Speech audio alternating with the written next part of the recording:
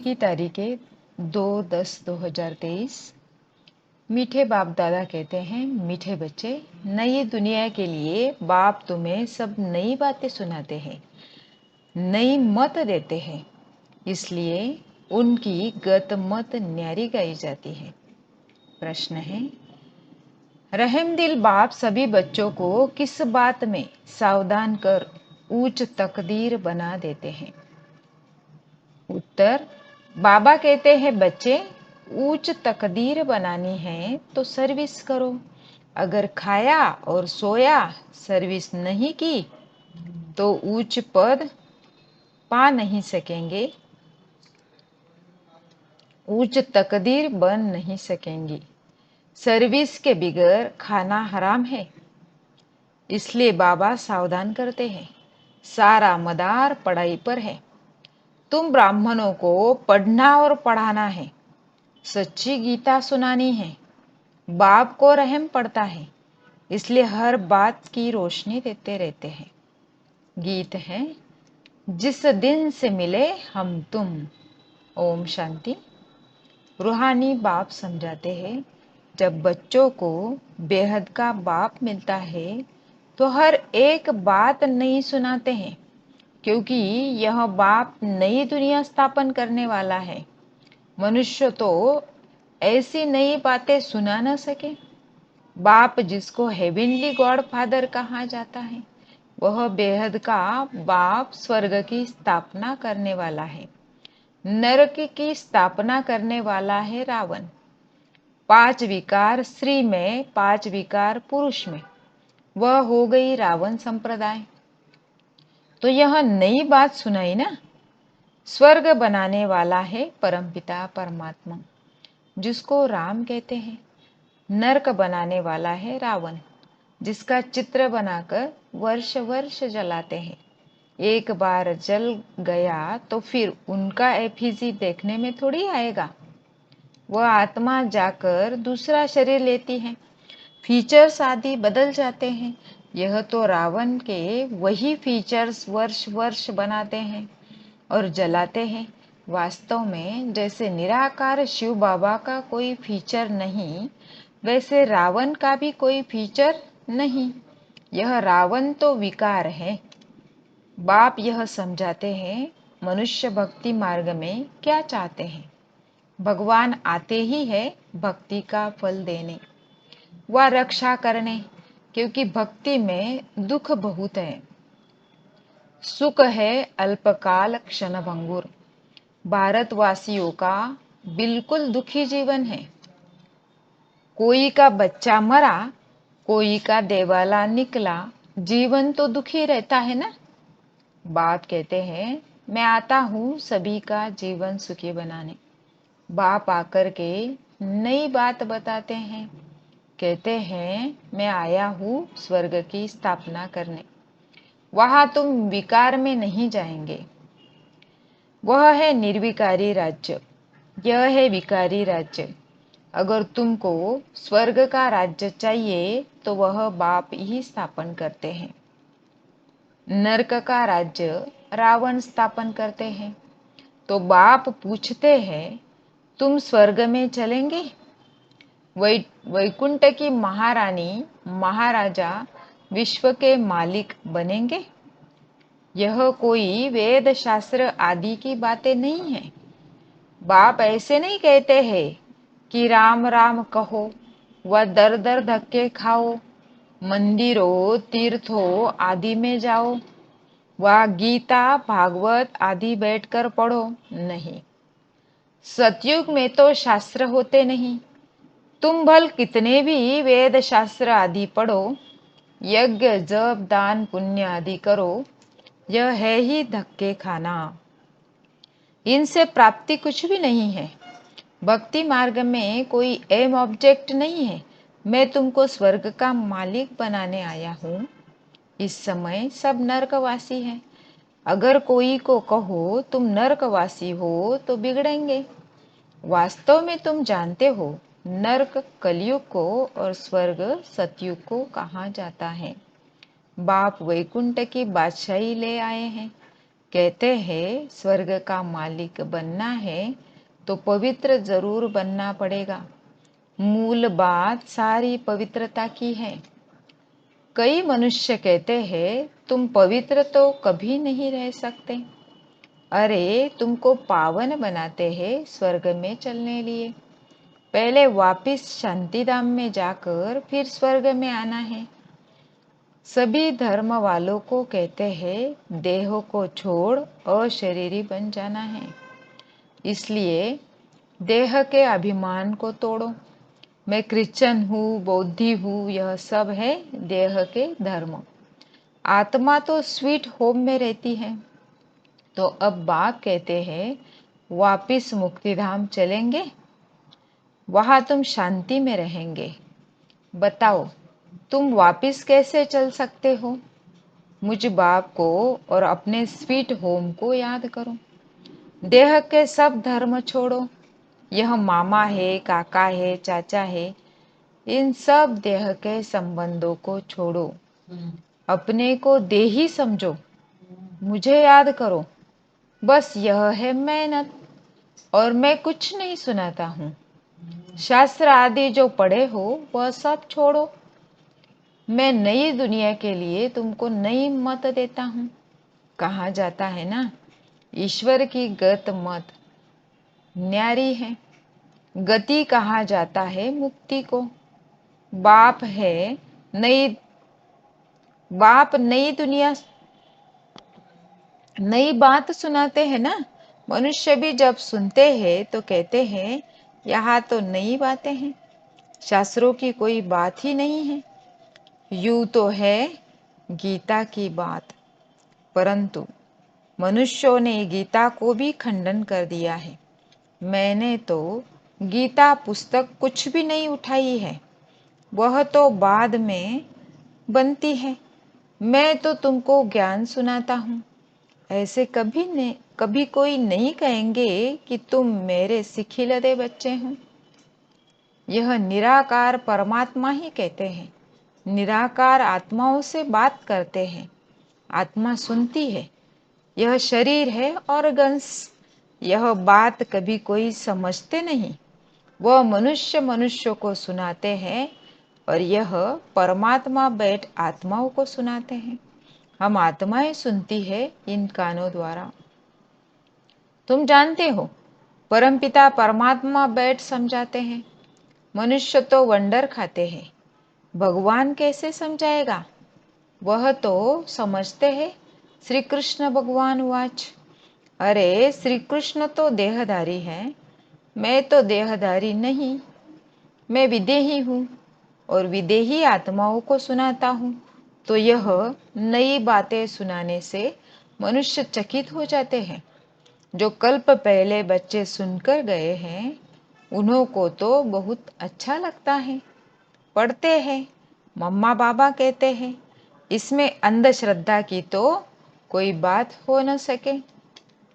लौकिक रीति भी बच्चे माँ बाप को माँ बाप कहते हैं। अभी तुम उन लौकिक माँ बाप की याद छोड़ पारलौकिक माता पिता को याद करो। यह पारलौकिक माँ बाप तुम्हें अमृत की लेन देन सिखाने वाले हैं। कहते हैं हे बच्चे, अब विष की लेन देन छोड़ो।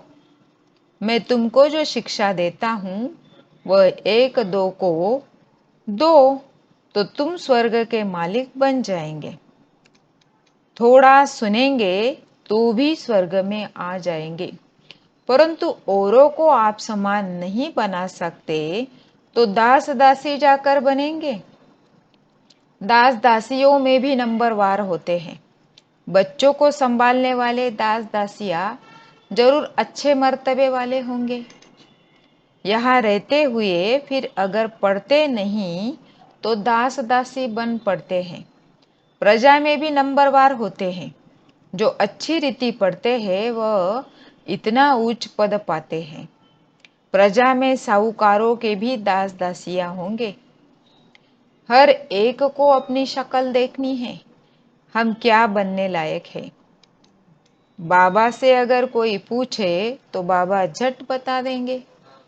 बाबा तो सब कुछ जानते हैं और सिद्ध कर बताते हैं कि इस कारण यह तुम बनेंगे। बल सरेंडर किया है, उसका भी हिसाब किताब है। सरेंडर किया है परंतु कुछ सर्विस नहीं करते, सिर्फ खाते पीते रहते, तो जो दिया वह खाकर खत्म कर देते हैं। दिया सो खाया, सर्विस नहीं की तो थर्ड क्लास दास दासी जाकर बनेंगे। हाँ, सर्विस करते हैं और खाते हैं तो ठीक है, धंधा कुछ नहीं करते तो खा खा कर खत्म कर देते हैं, फिर और भी बोझा चढ़ जाता है। यहाँ रहते हैं, जो दिया सो खाया, जो भल नहीं देते हैं परंतु सर्विस बहुत करते हैं तो वह उच्च पद पा लेते हैं। मम्मा ने धन कुछ नहीं दिया परंतु पद बहुत ऊंच पाती है, क्योंकि बाबा की रूहानी सर्विस करती है। हिसाब है ना, कईयों को नशा रहता है, हमने तो सब कुछ दिया है, सरेंडर हुए हैं, परंतु खाते भी तो है ना। बाबा मिसाल तो सब बताते हैं, सर्विस नहीं की, खाया और खलास किया। कहते हैं ना, जिन सोया तिन खोया। 8 घंटा सर्विस करने बिगर खाना हराम है। खाते रहेंगे तो जमा कुछ नहीं होगा, फिर सर्विस करनी पड़ेगी। बाप को तो सब बतलाना पड़ता है ना। जो कोई ऐसे नहीं कहे कि हमको बतलाया क्यों नहीं, बाबा ने सब कुछ दिया और फिर सर्विस भी करते रहते हैं तो उच्च पद भी है। सरेंडर हुए और बैठ खाया, सर्विस नहीं की तो क्या बनेगा। श्रीमत पर चलते नहीं, बाबा खास समझा रहे हैं। ऐसे नहीं है कि पिछाड़ी को कहे कि हमारा पद ऐसा क्यों हुआ, तो बाबा समझाते हैं, सर्विस न करना, मुफ्त में खाना, उसका नतीजा कल्प कल्पांतर का यह हो जाएगा। इसलिए बाबा सावधान करते हैं, समझाना चाहिए, समझना चाहिए, कल्प कल्पांतर के लिए हमारा पद भ्रष्ट हो जाएगा। बाबा को रहम पड़ता है, इसलिए हर बात की रोशनी देते हैं। सर्विस नहीं करेंगे तो उच्च पद पा नहीं सकेंगे। जो गृहस्थ व्यवहार में रहते सर्विस करते हैं उनका पद बहुत ऊंच है। सारा मदार पढ़ाई और पढ़ने वाले पर है। तुम ब्राह्मण हो, तुमको सच्ची गीता सुनानी है, वह तो कच्छ में कुरम उठाते हैं, तुम्हारे कच्छ में कुछ नहीं। तुम हो सच्चे ब्राह्मण, तुमको सच सुनाना है, सच्ची प्राप्ति करानी है, और सब ने घाटा ही दिलाया है, इसलिए लिखा जाता है वह सब झूठ है। बाबा सच सुनाकर सच संड का मालिक बनाते हैं। यह तो समझने की बात है, विश्व का मालिक बनना कम बात है क्या। सेंसिबल बच्चे जो होंगे वह तो प्लान बनाते रहेंगे, हम सोने की ईंटों का ऐसा ऐसा मकान बनाएंगे, यह करेंगे। साहूकार का बच्चा जैसे बड़ा होता जाएगा तो उनके ख्यालात चलेंगे, हम ऐसे करेंगे, यह बनाएंगे।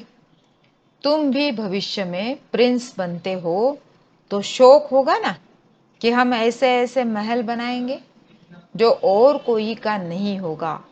यह ख्यालात उनके चलेंगे जो अच्छी रीति पढ़कर पढ़ाते हैं।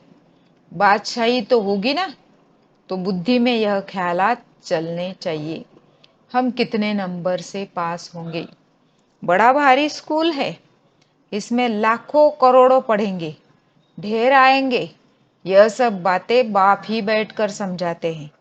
भगवान एक है, उनको ही माता पिता कहते हैं, वह आकर एडॉप्ट करते हैं। कितनी गुह्य बातें हैं। यह नया स्कूल है, नया पढ़ाने वाला है, कितनी अच्छी रीति समझाते हैं। झोली उनकी भरेगी जो लायक होंगे, बाप को याद करेंगे। माँ बाप को कभी कोई भूलता नहीं है। फिर संगम युगी बच्चे बाप को भूल कैसे सकते हैं? अच्छा, दुनिया धम्मचक्र में है और तुम बच्चे चुप हो। चुप में है शांति, शांति में है सुख। तुम जानते हो, मुक्ति के बाद फिर है जीवन मुक्ति। तुम बच्चों को सिर्फ 2 अक्षर याद है, अलफ अल्लाह और बे बादशाही। सिर्फ एक अलफ को याद करने से बादशाही मिल गई। बाकी क्या बचा? बाकी रही छाछ। अलफ मिला, गोया मक्खन मिला। बाकी सब है छाछ। ऐसे है ना? हम चुप रहते हैं, जानते हैं, चुप रहकर हम श्रीमत पर चलते हैं। परंतु वंडर यह है कि बच्चे अलफ को भी पूरा याद नहीं करते, भूल जाते हैं। माया तूफान लाती है। बाप भी कहते हैं मन मना भव मध्यजी भव, गीता में अक्षर है। तो तुमको गीता वालों से अर्थ पूछना चाहिए कि मन मना भव मध्यजी भव का अर्थ क्या है। बाप कहते हैं मुझे याद करो तो तुमको बादशाही मिलेगी। सब देह के धर्म छोड़ देही बन जाओ और बाप को याद करो तो बादशाही मिलेगी। ग्रंथ में भी कहते हैं जपो अलग को तो बादशाही मिलेगी, सचखंड की राजाई मिलती है। हम दुनिया से बिल्कुल न्यारे हैं और कोई भी ऐसे नहीं कहेंगे। बाप तुम्हें नई बातें सुनाते हैं, बाकी सब पुरानी बातें सुनाते हैं। बात बड़ी सहज है, अलग के बनो तो बादशाही मिलेगी। फिर भी पुरुषार्थ तो करना पड़े। आप समान बनाने की जितनी सर्विस करेंगे उतना फल मिलेगा। मनुष्य न अलग को जानते हैं न बे को जानते हैं। बे माना बादशाही का माखन। श्री कृष्ण के मुख में मक्खन दिखाते हैं ना। जरूर स्वर्ग की बादशाही स्थापन करने वाले ने बादशाही दी होगी। अच्छा, मीठे मीठे सिखिलदे बच्चों प्रति माता पिता बाप दादा का याद प्यार और गुड मॉर्निंग। रूहानी बाप की रूहानी बच्चों को नमस्ते।